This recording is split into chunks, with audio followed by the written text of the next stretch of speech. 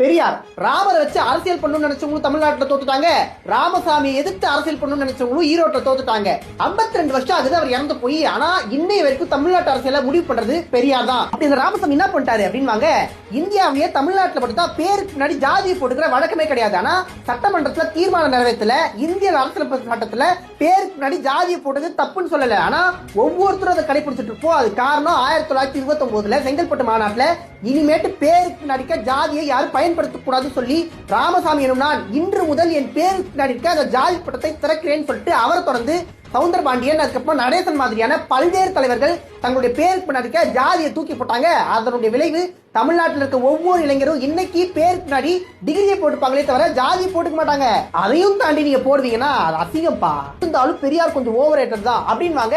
அவருடைய கடைசி 98 நாட்ல மட்டும் 42 கூட்டங்கள். ஒரு பக்கம் கடுமையான வயிற்று வலி, இன்னொரு பக்கம் அவருடைய குடல் இறங்குதுன்றதால அவருக்கு பெல்ட் போட்டு கட்டி வச்சிருப்பாங்க. அவருக்கு ஒரு பக்கம் வயிற்றுக்குள்ள டியூப் விட்டு அவருடைய மூத்திரம் சொட்ட சொட்ட இன்னொரு கையில அந்த தூக்குவாளியை பிடிச்சுக்கிட்டு தன்னுடைய தன்மானத்தை பத்தி கூட யோசிக்காம இந்த மக்கள் சுயமரியாதையோட வாழணுன்றதுக்காக தன்னுடைய 94 வயசு வரைக்கும் மக்களுக்காக உழைத்த ஒரு தலைவர். இன்னும் அவர் எவ்வளவு நாள் கொண்டாடலாங்க.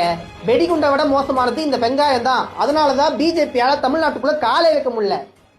ஒரு இனத்துக்கு சுயமரியாதை கொண்ட ஊட்டி தலைமை வச்சு தந்த பெரியாரை இன்னைக்கு உலகம் கொண்டாடி வருவதுதான் தமிழ்நாட்டுக்கு திராவிட இயக்கத்துக்கு கிடைச்சிருக்கக்கூடிய மிகப்பெரிய பெருமை. பெரியாரின் இந்த சாதனைகள் எல்லாம் ஆயுதம் தாங்காத புரட்சிகள், ரத்தம் சிந்தாத புரட்சிகள். பெரியார் கோஸ் குளோபல். தமிழ்நாட்டுடைய முதலமைச்சர் ஆக்ஸ்போர்ட் யூனிவர்சிட்டியில பெரியாருடைய படத்தை திறந்து வச்சு அவருடைய உரையாற்றார் அப்படின்னு சொன்ன உடனே ஐயோ எரியுதேன்னு சொல்லிட்டு கதறிட்டு இருக்காங்க. எதுக்கு பெரியாருக்கு ஆக்ஸ்போர்ட் யூனிவர்சிட்டியில படத்தை திறக்கிறாங்க? 1925 RSS சொல்லிட்டு ஒரு இயக்கத்தை தோற்றுவிச்சு இந்தியா முழுக்க நாங்க தான் அப்படின்னு சொல்லிட்டு இருக்கும்போது, டேய் இது தமிழ்நாடு, இங்க உங்க பருப்பு வேகாதுன்னு சொல்லிட்டு சுயமரியாதை இயக்கத்தை தோற்றுவிச்சு இன்னைய வரைக்கும் பாஜகவால தமிழ்நாட்டுக்குள்ள காலே வைக்க முடியலன்னா அது காரணம் பெரியார் தான். பெரியார் ஒன்னும் சிஎம் இல்ல. ஆனா அனைத்து சாதியினரும் அர்ச்சகராகலாம், சுயமரியாதை திருமணம், பெண்களுக்கு சொத்தில் சமூரிமை, பெண்கள் காவல்துறையிலும் நியமிக்கப்படணும் சொல்லிட்டு புரட்சிகரமான திட்டம் தமிழ்நாட்டில் தான் தொடங்கப்பட்டுச்சு. அது காரணம் பெரியார் தான். சாதி மதம், இந்தி திணிப்பு, பெண்ணி அடிமைத்தனம், ஆணாதிக்க சிந்தனை, இந்தி திணிப்புன்னு சொல்லிட்டு எதிர்த்து போராடின எத்தனையோ தலைவர்களா இருக்காங்க. ஆனா பெரியார் அதை ஒரு இயக்கமாக கட்டமைச்சு கொள்கையா வச்சதாலதான் தமிழ்நாடு இன்னை வரைக்கும் அந்த பாதையில போயிட்டு இருக்கு.